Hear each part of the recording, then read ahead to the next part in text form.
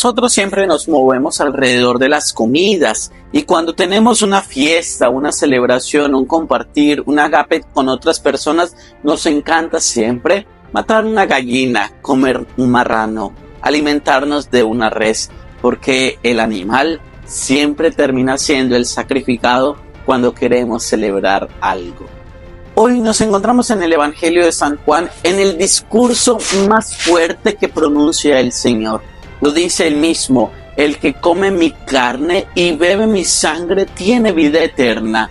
Es decir, para los judíos era inaudito comprender que Jesús se donaba como alimento de vida eterna, que Él daba su carne y daba su sangre. Eso no es una expresión espiritual como algunos pretenden decirlo, es una expresión literal, porque Él habla del trogón, del fagé, es decir, el que come, el que mastica, el que se devora mi carne, es el que tiene vida eterna. El que chupa, el que absorbe mi sangre, es aquel que tiene vida eterna. Eso es interesante como está escrito en el griego, porque nos deja entrever que dice la palabra que después los judíos no entendieron ese lenguaje tan duro. ¿Y cómo puede darnos a comer su carne? ¿Y cómo puede darnos a beber su sangre? Claro, era muy difícil de comprender que una persona en la época pudiera decir estas palabras, aunque no comprendían que era el mismo Hijo de Dios. Por eso en el versículo 66, mucho más adelante, vamos a encontrar que los judíos y muchos se le alejaron porque no le comprendieron este discurso, hasta tal punto que el Señor le dice a los discípulos: ¿y ustedes también quieren marcharse?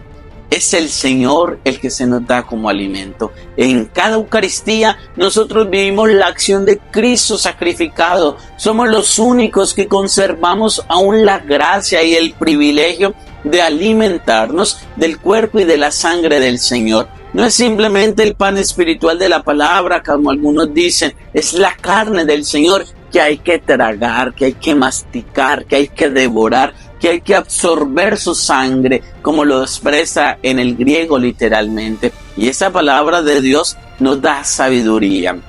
Ya en el libro de los Proverbios nos dice: la sabiduría se ha construido 7 columnas y la sabiduría nos da a comer pan y nos da a beber vino mezclado para los inexpertos, para que su inteligencia sea creciente. Es decir, el Señor es la sabiduría que ya en el libro de los Proverbios empezaba a prefigurarse ese alimento de nuestra salvación. Y qué hermosas palabras que nos encontramos hoy en el Salmo cuando decimos: gusten y vean qué bueno es el Señor. Bendigo al Señor en todo momento, mi alabanza está siempre en tu boca. Que lo canten todos y que lo gocemos todos los que vivimos en el Señor. Pero al alimentarnos de la palabra, alimentarnos de su carne, alimentarnos de su sangre, nos implica algo. Uno es lo que come, dicen algunos pensadores. Por tanto, cuando comemos la carne y la sangre del Señor en cada Eucaristía, tenemos que vivir uno con Él, hacernos uno con Él. Por lo tanto, la carta a los Efesios lo viene a decir de esta manera: no vivir en rivalidades, no vivir de borracheras, sino siempre alabar y bendecir al Señor con cánticos y salmos.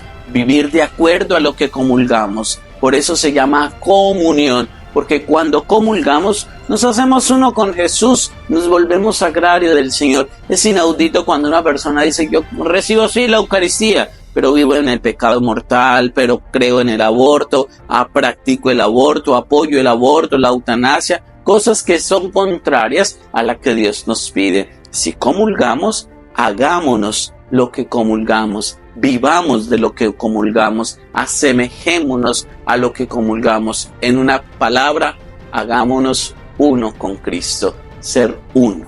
Eso es lo que nos pide el Señor.